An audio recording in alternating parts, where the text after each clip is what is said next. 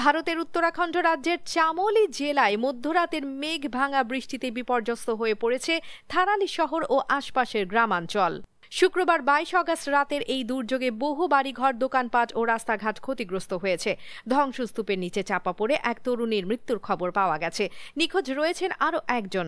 Thoroughly বাজার, কোটদ্বীপ এবং তহসিল প্রাঙ্গণে সবচেয়ে বেশি ক্ষয়ক্ষতির ঘটনা ঘটেছে।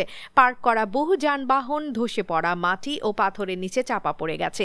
চেপজন বাজারে দোকানপাটের ক্ষয়ক্ষতি এতটাই ভয়াবহ যে ব্যবসায়ীরা কার্যত নিঃস্ব হয়ে পড়েছেন। স্থানীয় প্রশাসন ও রাজ্য বিপর্যয় মোকাবেলা বাহিনী SDRF দ্রুত ঘটনাস্থলে পৌঁছে উদ্ধার ও ত্রাণ কার্যক্রম শুরু করেছে।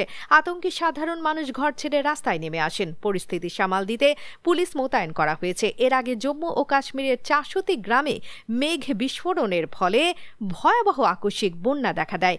4 ফুট উঁচু পাথর কাদার স্রোতে নিম্নাঞ্চল ভেসে যায়। প্রাণ হারার অন্তত 60 জন, আহত হন শতাধিক।